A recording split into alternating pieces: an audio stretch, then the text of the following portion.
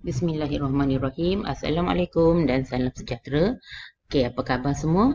Jadi jom pasak siara bersama dengan cikgu. Pada hari ini kita akan sentuh mengenai bab 8 tingkatan 4 iaitu tentang tajuk pilihan raya. Sesi kita pada hari ini, cikgu akan fokus kepada 8.3 iaitu penubuhan Majlis Perundangan Persekutuan. So kita akan tengok dengan lebih lanjutlah mengenai Majlis Perundangan Persekutuan atau kita kenali dia sebagai MPP. Okey. So, tanpa membuang masa lagi, jom pasak sejarah bersama dengan cikgu. Sebelum tu, kita lihat dulu pengenalan untuk Majlis Perundangan Persekutuan ataupun MPP ni, di mana pilihan raya Majlis Perundangan Persekutuan pada tahun 1955 ni merupakan perkembangan barulah dalam demokrasi negara kita. Dan kemenangan besar Parti Perikatan iaitu 51 daripada 52 kerusi di dalam pilihan raya Majlis Perundangan Persekutuan ni sebenarnya telah membolehkanlah Parti Perikatan ni membentuk kerajaan persekutuan. Dan pada waktu ni, Tunku Abdul Rahman telah dilantik sebagai Ketua Menteri bagi Persekutuan Tanah Melayu yang pertama. Dan peranan MPP yang berperanan menggubal undang-undang pentadbiran pada peringkat Persekutuan Tanah Melayu turut mengalami perubahan terutamanya dari segi bilangan anggotanya. Nanti kita akan tengok dengan lebih terperincilah mengenai bilangan anggota dalam Majlis Perundangan Persekutuan. Mula-mula kita lihat dulu Majlis Perundangan Persekutuan MPP pada tahun 1948.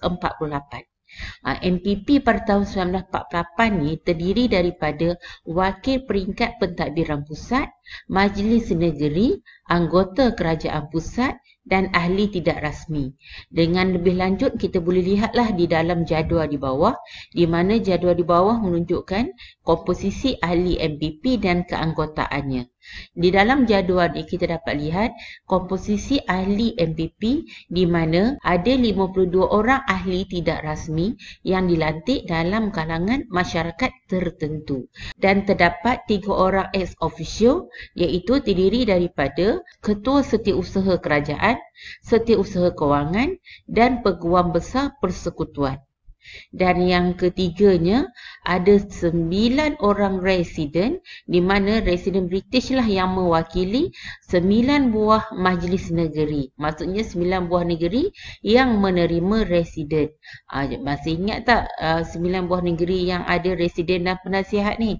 Terdiri daripada Kedah, Perlis, Kelantan, Terengganu, Selangor, Perak, Pahang, Negeri Sembilan, Johor. Jadi cukuplah 9 semuanya untuk 9 orang residen ni. Kemudian ada 2 orang wakil negeri-negeri selat iaitu Pulau Pinang dan Melaka. Kemudian ada 11 orang ahli rasmi dalam kalangan pegawai pentadbir kerajaan.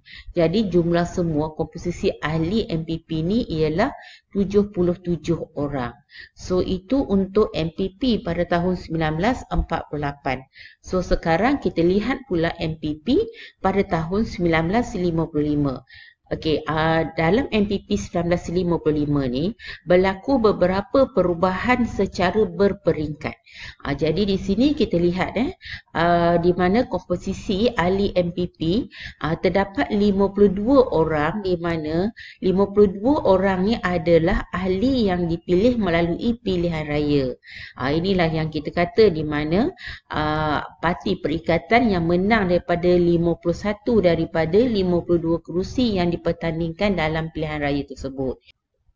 Kemudian terdapat 35 orang di mana ahli lantikan ini mewakili kumpulan yang berkepentingan seperti keusahawanan, perlombongan, perindustrian dan pertanian.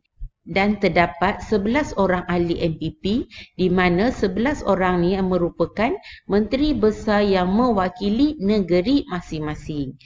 So 11 sebab kita bagi Persekutuan Tanah Melayu pada waktu ni ada merupakan gabungan 11 buah negeri.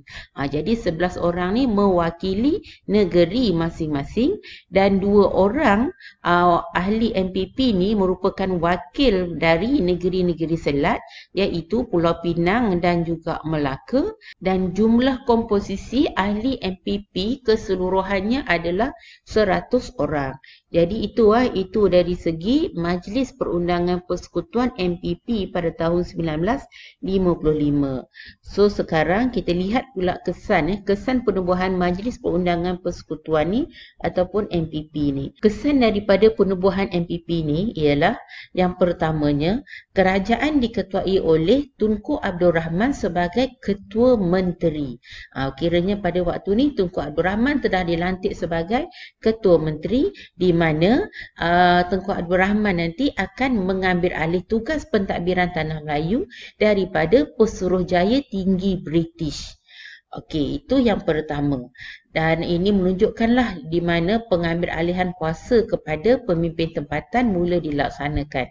Okey, kemudian yang keduanya ialah kuasa pegawai British beransur-ansur mula beralih kepada rakyat tempatan. Namun walau bagaimanapun terdapat pegawai British yang berperanan sebagai penyelia atau penasihat bidang keselamatan. Susulan itu juga sistem ahli kemudiannya telah dimasukkan. Yang ketiganya ialah proses pertukaran dilakukan secara berperingkat dan mengambil masa. So kita tak boleh buat secara drastik. Oleh itu kita dapat lihat di sini di mana Pesuruhjaya Tinggi British masih lagi memegang tampuk kepimpinan peringkat atasan yang menentukan hala tuju negara. Itu kesan yang ketiga. Manakala kesan yang keempat ialah keanggotaan MPP menunjukkan pentingnya amalan pentadbiran demokrasi. Malah ini kita dapat lihatlah daripada kejayaan kerajaan persekutuan yang telah dibentuk dan dipimpin oleh pemimpin tempatan.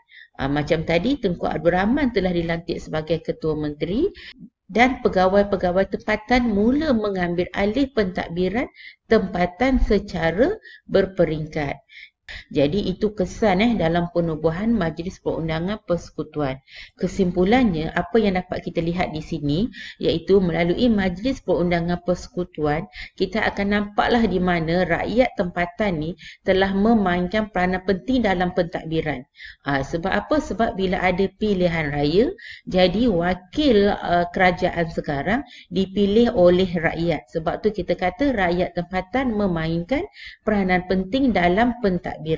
Malah pemimpin-pemimpin tempatan lah yang akan mentadbir negara kita. Dan yang keduanya ialah melalui MPP juga secara tidak langsung telah menunjukkan kompromi lah yang berlaku antara kaum yang ada di Tanah Melayu ni, di mana kita dapat lihatlah dari segi perkongsian kuasa. Ini semata-mata dibuat adalah untuk mencapai kemerdekaan negara kita. Jadi, itu yang boleh cikgu ceritakan mengenai Majlis Perundangan Persekutuan. Cikgu harapkan apa yang cikgu ceritakan di sini, kamu dapat faham dan dapat manfaatkan ilmu ni dengan sebaik mungkin. Jadi, sekian dahulu daripada cikgu. Cikgu harapkan semoga usaha kita diberkati dan kejayaan milik kita semua. So, sekian, terima kasih. Jumpa lagi pada sesi yang akan datang. Bye.